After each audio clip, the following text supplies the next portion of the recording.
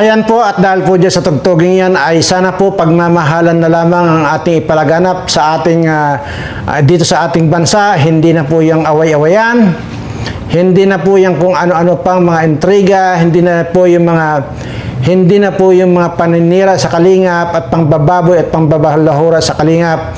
Bagkus sama-sama na lamang po natin suportahan ang adhikain ng kalingap na kung saan naman ay nakikita naman natin kung gaano kaganda ang ginagawa nitong kalingap. Ano?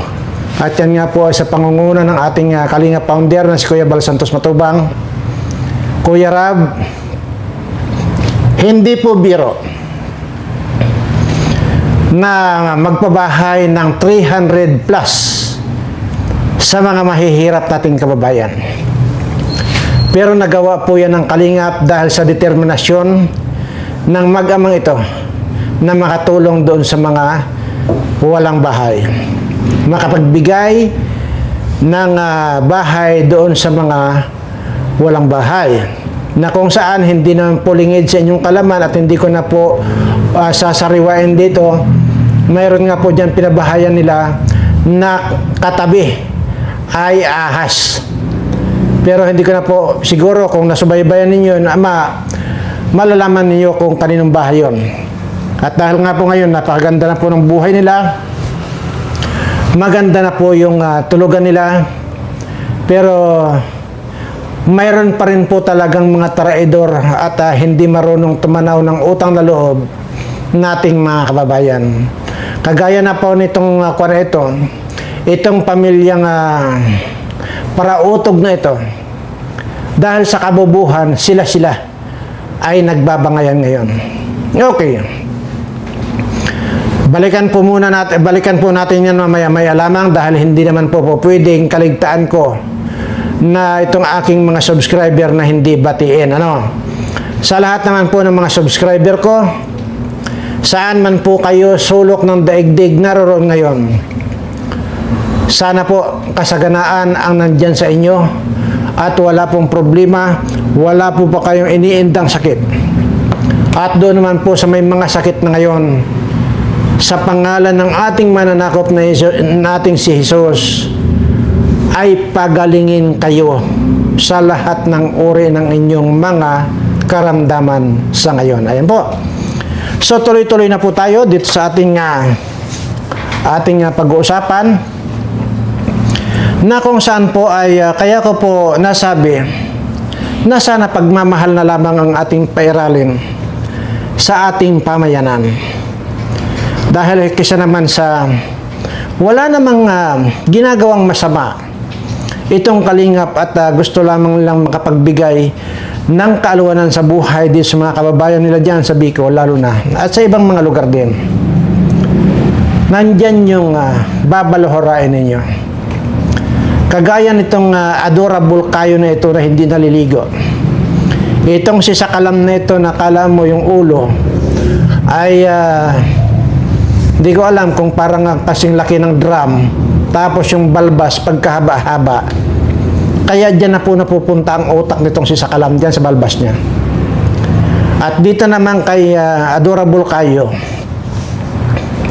kaya po bubo yan dahil nga po sa wala po, hindi na po natatanggal ang kabubuhan yan, adorable kayo na yan, dahil nga, hindi nga po naliligo Hindi natatanggal yung mga bara-bara dyan sa mga ugat-ugat nito na pumapasok sa utak niyan.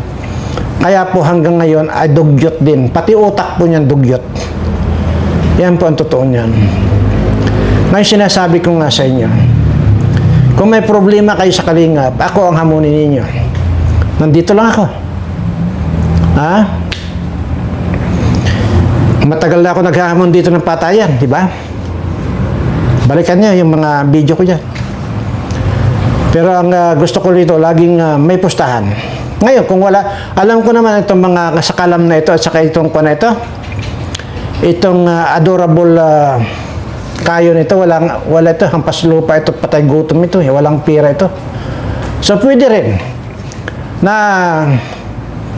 sila mismo, kung wala silang pamustahe, sarili nila mismo ay posta nila.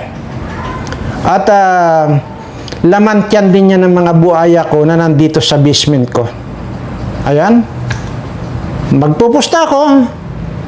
Dahil wala namang pira yan mga yan, mga hampas lupa at patay gutom nga yan, di sarili nila posta nila. Di ba? Pag natalo sila, ay di masaya itong mga buhaya ko dito sa basement ko. Baboy kasi kayo.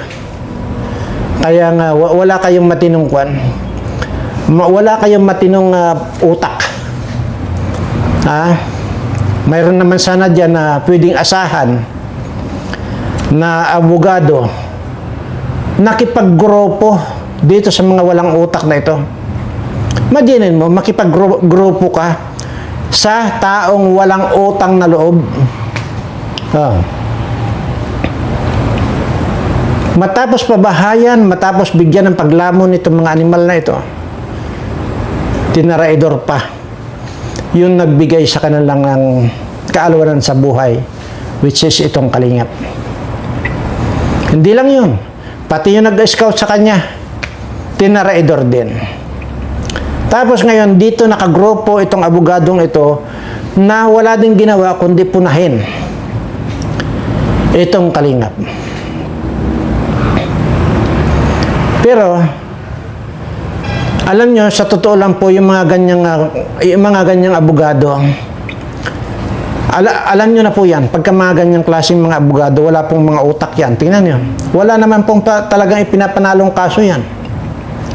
Siguro maaaring noong bar exam nila, baka yung checker, baka inaantok noon yung checker. Ano yung nag-check ng kanilang mga grades. Baka sa halip na ikis ang ilagay niya, puro check ng check, kaya nakalapasan niya bar exam. Kawawa naman tong abogadong ito. Pumanig dyan sa kalam na yan ng mga ang itsura, hindi naliligo. Sabagay, yung abogadong ito at saka itong si sakalam na ito, parehong itsura. Yun ang haba din ng buhok itong abogadong ito. Kung ano ang pupunahin, hindi muna niya itimbangin kung yung sinasabi niyang labag sa batas yung ginagawa ng Kalingap. Kagaya ng mga bata. Okay, sige, okay na. Tanggap na natin kung labag man sa batas yan. Pero pansinin ninyo, mga kaibigan, kapag ka nagsasite ng kanyan, ng batas, ano pong sa laptop po niya, nagtatanong po sa mita. Kaya po kung wala ng mita, wala na pong masabi itong abogadong ito. O maasa sa Google o maasa sa mita. Pansinin ninyo.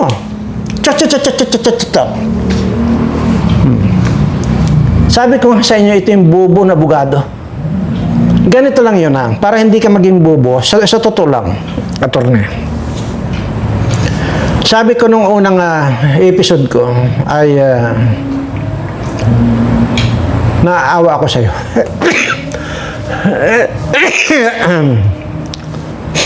Naaawa ako sa iyo dahil milyon yung nakakapanood sa iyo sa pamamagitan ng Kalingap.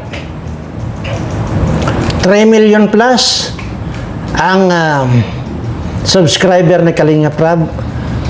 1 million mahigit ang subscriber ni Kuya Bal. Tapos mapapanood ka na ganyan-ganyan ang mga ginagawa mo, pampupuna. Again,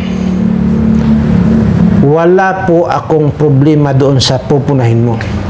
Ganito lang yun, tuturoon kita, attorney, ha? Baka hindi mo alam. Kung talagang pagpuna lang ang gusto mo, at kung talagang wala kang inggit dito sa Kalingap, ganito lang yan Total, Kuya Bal din naman ang tawag mo kay Kuya Bal, di ba? Kung talagang may malasakit ka, ganito lang yan Tinawagan mo, Kuya Bal. Oy, Kuya Bal, papalalahanan ko lang ha.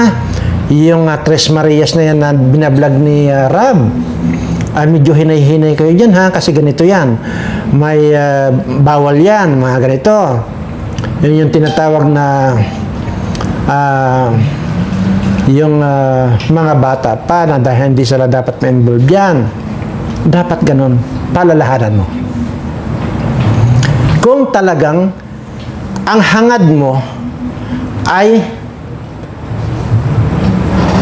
makatulong o makapagbigay ng advice. Ang problema, paninira na yung ginagawa mo eh. Inggit na yung ginagawa mo eh. Palibasa wala kang kaso, inahawakan. Ikaw lang yung nakita kong abogado. Napati ba naman yan sa sawsawan mo? Napakahina mong nilalang. Napakahina mong nilalang. Sa totoo lang. Mali. Mali yung style na ginawa mo. Yung sisiraan mo ang Kalingap para lang makagain ka ng mga maraming views, mali. Sa totoo lang, marami ng galit na galit sa iyo. Kung inyong basahin dyan sa comment section, napakaraming nagsasabi dyan na isa kang abogadong ing-ing. Akalain mo, sasaw-saw ka sa Kalingap. Wala kang pagkakaiba dito sa tanga at gago at bobo na sing adorable kayo at saka itong si Sakalam. Yan ang kalibil mo, hindi ka abogado. Kaya nahihiya ako para sa iyo. Ako ang nahihiya para sa iyo.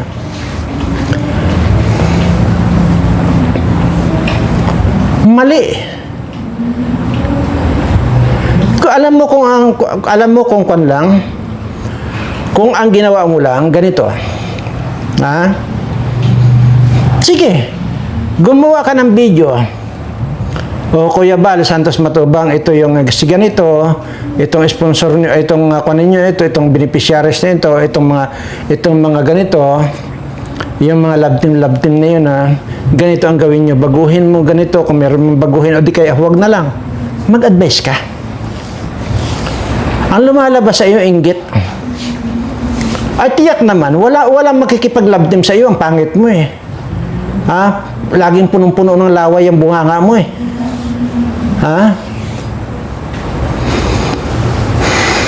Mali. Sige. Chut. Dahil diyan sa mga chut mo sa laptop mo, na kung wala ang Mita at saka Google, wala ka nang alam. Pwede nga ginagawa nga yan Dan Fernandez, dati yung congressman na Dan Fernandez ng Laguna. Di ba sinasabi nga niya, hindi kailangan maging abogado. Sa Google lang, masasagot ng tanong mo. Yun ang kalibil mo. Hindi abogado yun. Yung congressman yung si Dan Fernandez na isang gunggong na tanga sa Laguna. Ikaw, naging abogado kaya parang wala naman. Okay. Ganito lang yun eh. Kung hindi talaga inggit ang pinapairal mo,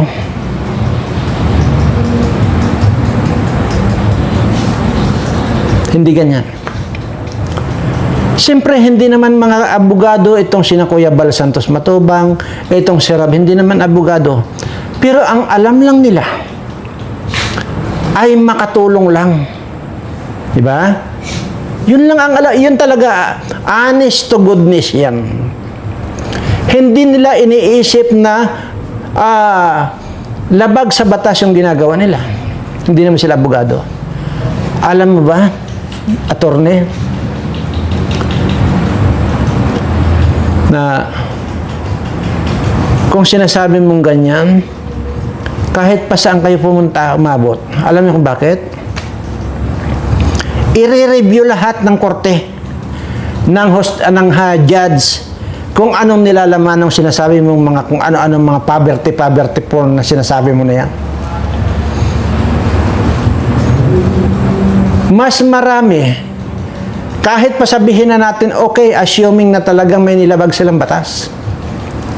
Pero mas marami yung ang intensyon nila ay talagang paglingap sa mahirap. Kisa naman dito sa mga politikong mga kawatan na ito, nakaw na nga sila ng nakaw, wala pa silang natutulungan mga kababayan natin. O samantalang ito, gumagawa sila ng paraan para makatulong sa kapwa. Tapos ikaw na mismong abogado ka, pangbabalahura yung ginagawa ninyo, si Sakalam at saka itong si Kayo. Ang kinampihan mo pa, itong traidor na beneficiaries ng kalingap na matapos pabahayan, matapos palamunin,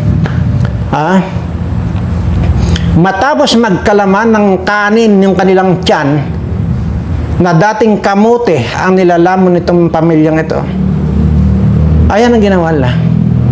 Yan pa ang kakampihan mo. Bullshit ka. Maniwala ka sa akin.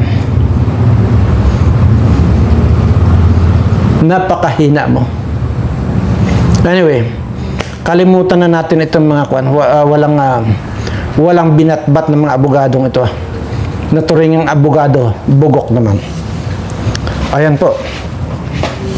Mabalik naman po tayo dito sa ating mga subscriber. Siyempre, sinasabi ko naman po dito, hindi po ako hindi ko po tatapusin ang video kong ito na hindi kayo muling pinapasalamatan. Sa lahat po ng tumugon sa aking lambing sa inyo, maraming salamat po. Sobra po ang aking pasasalamat sa inyo. Kaya naman po, wala naman po akong pwedeng maiganti sa inyo maliban doon sa pagdarasal at inilalapit ko kayo sa ating Panginoon na sana mabago na kung ano man yung kinalalagyan nyo ngayon, mabago na. At ang lagi ko sinasabi sa ating Panginoon, hinihiling ko sa ating Panginoon, kung ako na isang hampas lupa at patay gutom nung time na yon, baka pa hindi pa ninyo alam nung time po na yon, kumain po ako ng kangkong na hilaw. Hindi dahil sa gusto ko lang kumain. Hindi po. Wala po akong choice kundi kumain ng hilaw na kangkong para lang po malamnan yung aking sikmura. Ganun po ang pinagdaanan kong gutom nung panahon na yun. Pero dahil nga po sa siguro malakas lang yung ating pananampalataya sa Diyos, ay hindi naman tayo napagdamutan ng biyaya. Pakiramdam ko, halos lahat na ibinigay na sa akin. Wala na po akong hinihiling pa. Wala na po akong kailangan sa ating Panginoon. Kaya nga po lahat, alam niyo po ba kung ano ipinagdadasal ko sa ating Panginoon? Hindi po sa sarili ko. Ipinagdadasal ko po kayo ng mga subscriber ko. Dahil sinabi ko pa, ulit-ulit ko pong sinasabi ito. Hindi ko na po kailangan ang anumang amount ng pera sa buong buhay ko. Kahit na mabuhay pa ako ng ilang libong taon pa. Never na po ako mangangailangan ng pera. Sobra-sobra na po yung biyayang ibinigay sa akin. Kaya naman po wala po akong ibang hangad ngayon kundi kung ano man po yung aking narating sa buhay, kung ano man po yung mga blessings na ibinigay sa akin ng ating Panginoon na umaapaw na, hindi ko na po nga kailangan. Sana mas higitan pa ninyo yung inyong matatanggap galing sa ating Panginoon. At sigurado po ako, hindi man ngayon, maaaring bukas, maaaring sa mga darating na buwan or taon, darating yan sa inyo. Huwag lang po tayong magbabago. Lagi lang po nating isa-isip at isa puso ang ating Panginoon. Wala pong imposible sa Kanya. So hanggang dito lamang po ang aking video ito dahil wala naman po talagang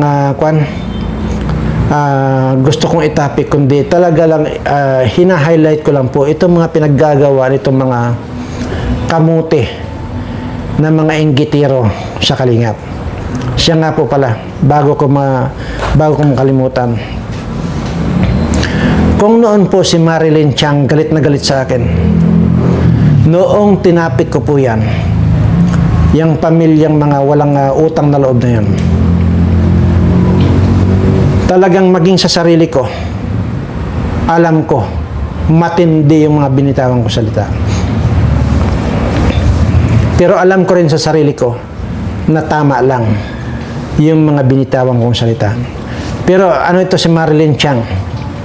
Yan po ang isa sa bumanat sa akin na talagang pinagmumura ako niyan. Dahil yan nga po nakakampi. Kakampi yan itong mga walang utang na loob na pamilyang ito.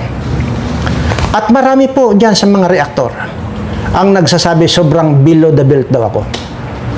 Ngayon, si Marilyn Chang, unang-una na-realize na yan na tama pala ako. Hindi ko na po sasabihin pa yung iba. Napakarami na po. Nagbaliktaran na yung dating galit na galit sa akin dahil below the belt daw yung mga pinagsasabi ko. Pero ngayon po, wala na. Nagkakalasan na. Dahil unang-una, sinabi ko naman po sa inyo yan. Pag hindi kayo kumalas dyan at patuloy niyong sinuportahan itong walang utang na loob na pamilyang ito, mamalasing kayo. 1,000-fold na malas ang darating sa inyo. Tandaan ninyo. Lalo na itong mga sponsor na ito. Pag hindi kayo umalis dyan, 1,000 times ang fold ng kamalasang aabutin ninyo. Hanggang dito lamang po at nakita nyo naman kung inyong balikan yung mga sinasabi ko. Ano ba yung sinasabi ko? Mamalasin. Anong nangyari dito kay Kapiso? Kay Dr. Love na ito ngayon nag-iiyak na, naglulupasay na sa kalsada na gustong bumalik sa Kalingap. Yan po ang tandaan nyo sa akin. Sa biglang tingin, walang kakwenta-kwenta yung lumalabas na na salita sa bibig ko. Pero pagka inyong hinimay, tatalab sa inyo itong mga sinasabi ko. Hanggang dito lamang po at sa lahat po ng mga subscriber ko, mahal na mahal ko po kayong lahat.